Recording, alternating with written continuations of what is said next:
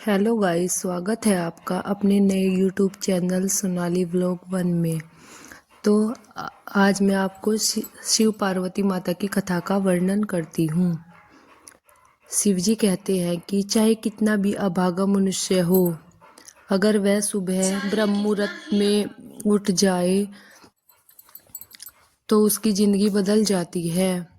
एक कथा प्रारंभ। एक समय की बात है, माता पार्वती ने भगवान शिव से पूछा, स्वामी, मैंने देखा है कि चाहे कितना भी अभागा मनुष्य हो, अगर वह सुबह के समय ब्रह्म मुहूर्त में उठता है तो वह बहुत सुखी रहता है। ऐसा क्यों है? इसे ब्रह्म मुहूर्त का रहस्य बताइए। तब भगवान शिव शंकर जी कहते हैं कि हे देवी, मैं आपके इस प्रश्न का उत्तर एक कथा के माध्यम से बताऊंगा। कृपया आप इस कथा को ध्यानपूर्वक सुनना, और जो भी मनुष्य इस कथा को पूरा सुनेगा वह कभी भी इस अवसर को अपने हाथ से नहीं जाने देगा। ब्रह्म मुहूर्त का रहस्य जानकर पूरा जीवन ही बदल जाता है। भगवान शिव कथा को सुनाना प्रारंभ करते हैं और माता पार्वती से कहते हैं कि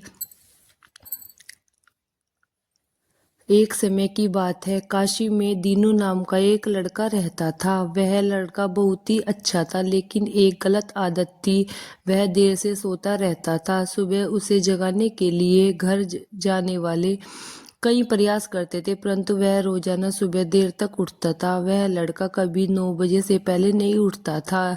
जब वह लड़का बालकपन था, तब परिवार वालों ने सोचा कि जब यह बड़ा हो जाएगा तो इसकी आदत भी सुधर जाएगी, परंतु वह लड़का जैसे जैसे बड़ा होता गया उसकी आदत और भी बिगड़ती चली गई। दुनिया इधर से उधर हो सकती थी, लेकिन वह लड़का कभी भी जल्दी नहीं उठ पाता था। इसके पिता उसकी इस आदत से बहुत ज्यादा परेशान हो रहने लगे। उस लड़के ने ढेरों नकारात्मक शक्तियों ने घेर लिया था। वह कभी को पलट कर जवाब देता और कभी दिन भर उदास बना रहता था। उसका असर उसके स्वास्थ्य पर भी बहुत पड़ रहा था।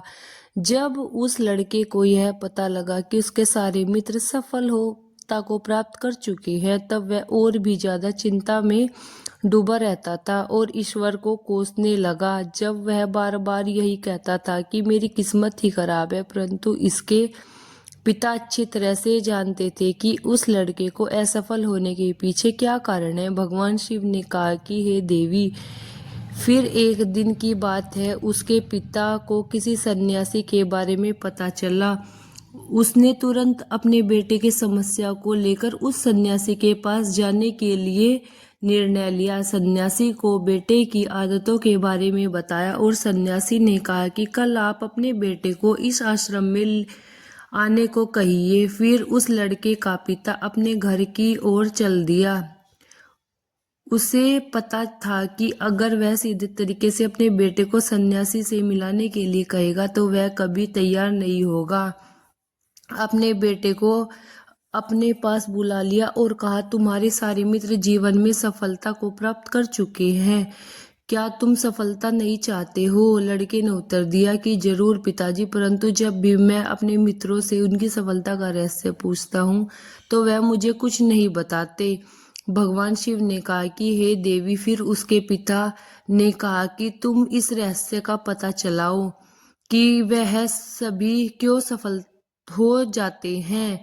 तब उस लड़के ने बड़ी उत्सुकता से पूछा और पता चलाया कि पिताजी, कृपया करके आप मुझे बताइए। इसके पिता ने कहा कि कल सुबह तुम्हें एक सन्यासी के आश्रम में जाकर उनसे मिलना है। यदि तुम वहां पर समय से पहुंच जाओ तो वह सन्यासी तुम्हारे ऐसा मंत्र बताएगा जिससे तुम सफलता को प्राप्त करोगे, परंतु एक समस्या है। लड़के ने कहा कि पिताजी, मैं कल पूरी तरह जागता रहूंगा और सुबह सन्यासी से मिलने जाऊंगा। उसके पिता ने कहा कि ठीक है, तुम वहां जाकर उस सन्यासी की आज्ञा को मानना। पिताजी की बात सुनकर लड़का बहुत अधिक खुश हुआ। जीवन में पहली बार रात्रि में वह जागता रहा, परंतु थोड़ा ही समय से नींद आ गई और वह सो गया। फिर अगली सुबह जब वह लड़का उठा तो उसे पता चला कि सन्यासी से मिलने का समय अब समाप्त हो चुका है। उसके पिता ने लड़के की तरफ देखा और कहा कि तुम जीवन में कभी भी सफलता को प्राप्त नहीं कर पाओगे, जाओ और जाकर सो जाओ। पिता की इस बात को सुनकर उस लड़के को बहुत दुख हुआ। उसने मन ही मन समय को चुनौती दी कि कल सुबह वह सन्यासी से मिलने अवश्य जाएगा। उसने अपने पैर को एक छोटा सा घाव बना लिया जिसमें दर्द के कारण उसे रात भर नींद नहीं आई। भगवान शिव ने कहा कि हे देवी, यह ऐसा पहला अवसर था जब उसने अपने जीवन में पहली बार सूर्योदय देखा था। वह तुरंत ही तैयार होकर सन्यासी से मिलने के लिए चला गया। आज उसका अनुभव कुछ अलग ही था। वह बेहद शांत महसूस कर रहा था। चलते चलते वह लड़का जैसे ही सन्यासी के आश्रम में पहुंचा तो वहां पर उसने देखा कि सन्यासी की ओर उसके सभी शिष्य ध्यान लगाकर बैठे हुए हैं।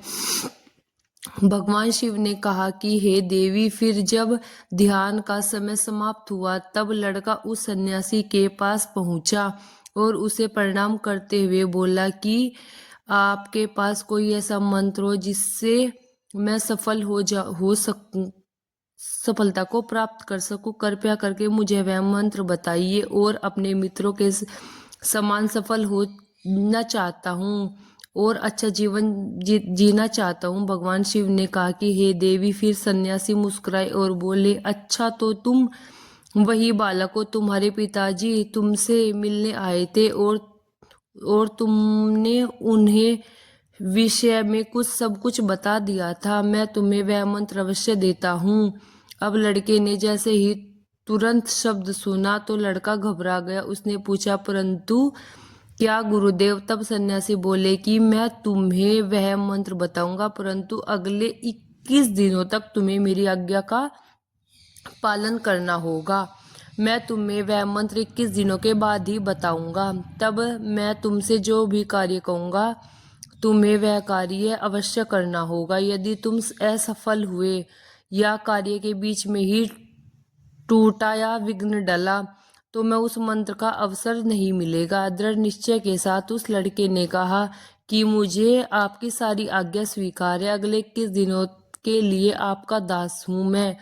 आप जो भी कहोगे मैं वही कार्य करूंगा। मुझे केवल और केवल उस मंत्र के बारे में जानना है। भगवान शिव ने कहा कि हे देवी। फिर सन्यासी ने उस लड़के से कहा कि ठीक है, कल से तुम्हारा कार्य शुरू होगा। तुम इसी आश्रम में निवास करोगे। वह लड़का आश्रम में निवास करने के लिए तैयार हो गया। सन्यासी ने कहा कि यहाँ रहते हुए मुझे ब्रह्म मुहूर्त में उठना होगा और दूसरे शिष्यों की तरह ध्यान और तप करना होगा। साथ ही आश्रम के कार्यों में भी सहायता करनी होगी। ध्यान रहे कि यह संकल्प टूटना नहीं चाहिए। भगवान शिव ने माता पार्वती जी से कहा। लड़का सन्यासी की बातों से सहमत हो गया और अगले दिन से कार्य करने की शुरुआत में लग गया। इस बार उसने दृढ़ निश्चय किया कि परंतु 1 सप्ताह बीतने के पश्चात उसका संकल्प फिर टूट गया और वह 8वें दिन देर तक सोता रहा। और वह नींद से जागा तो उसने देखा कि मुझसे कितनी बड़ी भूल हो गई है। वह रोते हुए सन्यासी के पास पहुंचा और कहने लगा कि हे गुरुदेव जी, मेरा संकल्प टूट गया है। अब मैं जीवन में कभी भी सफल नहीं हो पाऊंगा। सन्यासी जी ने उसे समझाते हुए कहा कि एक बार फिर से शुरुआत करो, फिर से संकल्प करो। फिर लड़के ने सन्यासी से पूछा कि सुबह उठना इतना आवश्यक क्यों होता है गुरुदेव, और यह यहाँ पर सभी लोग इतनी जल्दी क्यों उठ जाते हैं? भगवान शिव कहते हैं कि हे देवी, तब सन्यासी ने लड़के को समझाते हुए कहा कि सुबह यानी ब्रह्म मुहूर्त में उठने के पीछे का बहुत बड़ा विज्ञान छिपा हुआ है, बहुत बड़ा रहस्य है। लड़के ने कहा कि कृपया कर मुझे वह रहस्य बताने की कृपया करे। सन्यासी ने कहा कि रात्रि को 4 पहरों में बांटा गया है। पहला रुद्र काल जिसका समय 6 बजे, शाम 6 बजे से लेकर रात्रि 9 बजे तक। दूसरा राक्षस काल जिसका समय रात्रि 9 बजे से लेकर रात्रि 12 बजे तक होता है। तीसरा गंधर्व काल, जिसका समय रात्रि 12 बजे से लेकर 3 बजे तक होता है। और सबसे अंत में जो पहर आता है उसे मनोहर काल कहते हैं। इस समय को ब्रह्म मुहूर्त या अमृत बेला भी कहा जाता है। इसका समय भोर 3 बजे से लेकर सुबह 6 बजे तक का होता है। यह वह समय होता है जब पूरे संसार को नकारात्मक शक्तियां निष्क्रिय हो जाती है और सकारात्मक शक्तियां सक्रिय हो जाती है। ब्रह्म मुहूर्त अर्थात देव मुहूर्त। ब्रह्म मुहूर्त का अर्थ होता है देवताओं का समय। भगवान शिव ने माता पार्वती से कहा। वह सन्यासी आगे कहता है कि इस समय देवता धरती पर विचरण करते रहते हैं और जागृत मनुष्य पर उनका बड़ा ही सकारात्मक प्रभाव पड़ता है। ब्रह्म मुहूर्त ऐसा समय होता है जिसमें मनुष्य की मस्तिष्क बिल्कुल खाली होता है, जिससे किसी प्रकार का कोई विचार नहीं होता है। और जब वह इस व्यक्ति को अपनी पुस्तक खोलकर पाठ का अध्ययन करते हैं तो उसे सब कुछ जल्द ही जल्द याद भी हो जाता है और सब लंबे समय तक याद भी रहता है। यह ऐसा समय है जिसमें हम ज्ञान और समझने का प्रयास करते हैं। इस कारण आश्रम के सभी शिष्य और संसार में बहुत से ज्ञानी लोग ब्रह्म मुहूर्त में ही सुबह जल्दी उठ जाते हैं। प्राचीन काल में रोशनी का कोई इतना स्रोत न होने के कारण लोग अपने दिन का समापन सूर्योदय से के साथ और आरंभ सूर्योदय के साथ करते थे। यह एक तरीका है जिससे मानव जीवन प्रकृति के साथ तालमेल बनाकर चलता है। भगवान शिव ने कहा कि हे देवी। फिर उस लड़के ने कहा कि ठीक है, मैं कल से अपना संकल्प फिर से शुरू करूंगा, परंतु ब्रह्म मुहूर्त में उठकर मुझे क्या क्या करना चाहिए। तब सन्यासी ने कहा कि ठीक है, मैं तुम्हें बताता हूँ। ब्रह्म मुहूर्त में उठकर क्या क्या करना चाहिए और कैसे करना चाहिए। सबसे पहले उठकर धरती माता पर पांव रखने से पहले धरती माता को प्रणाम करना चाहिए और अपने दोनों हथेलियों को देखना चाहिए और ईश्वर को धन्यवाद देना चाहिए कि उन्होंने तुम्हें आज का दिन सूर्योदय देखने का अवसर प्रदान किया है। इसके बाद नित्य कर्म और स्नान करके शरीर के ही नहीं बल्कि मन की भी शुद्धता बढ़ती है। स्नान करने के पश्चात ध्यान की प्रक्रिया होती है।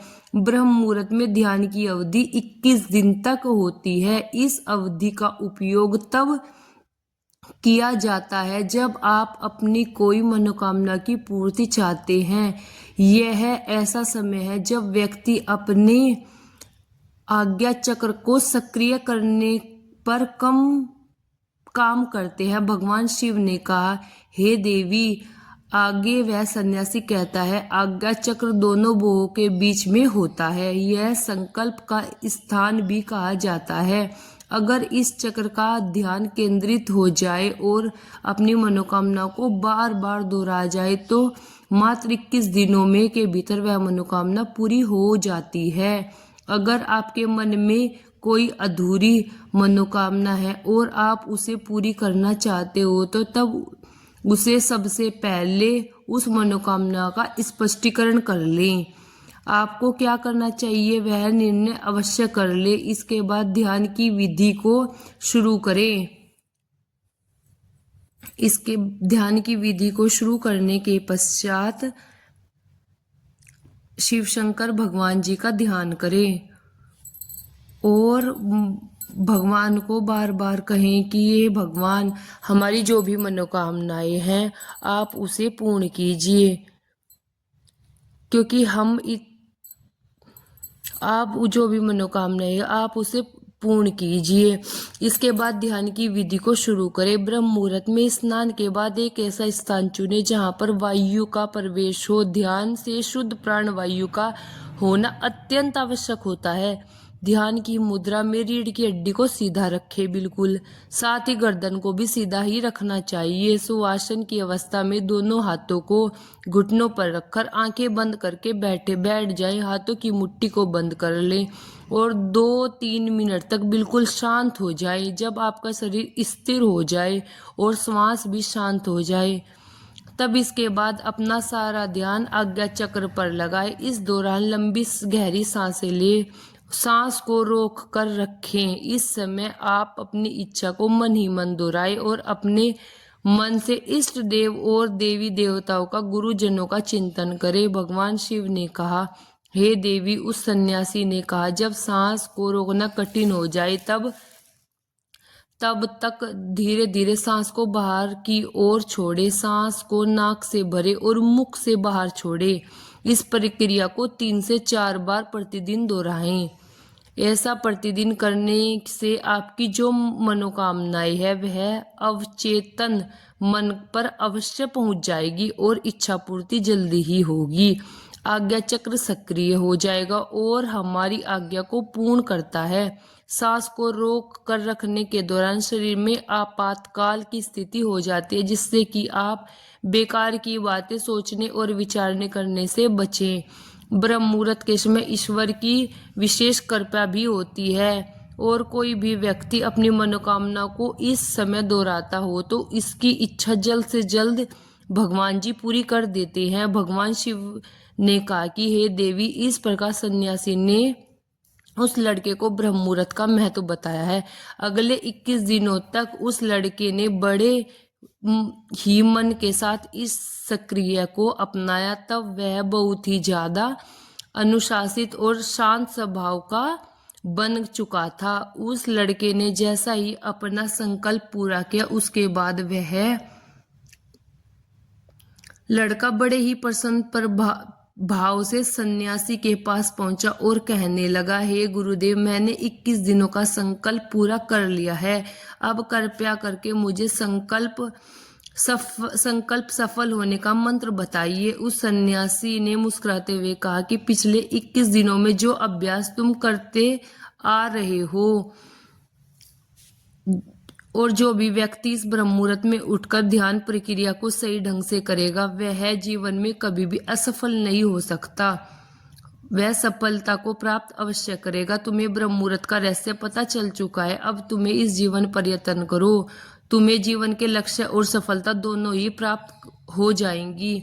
उस लड़के ने सन्यासी को धन्यवाद दिया और ब्रह्म मुहूर्त के नियमों का पालन जीवन पर्यटन करता ही रहा। भगवान शिव माता पार्वती से कहते हैं कि हे देवी, अब तो आपको पता चल गया हो कि ब्रह्म मुहूर्त क्या है। तब माता पार्वती जी ने कहा कि हे प्रभु, मुझे अब ब्रह्म मुहूर्त का संपूर्ण ज्ञान प्राप्त हो चुका है। इतना कहकर माता पार्वती ने शिव भगवान को प्रणाम किया। अगर दोस्तों आपको वीडियो पसंद आई तो लाइक शेयर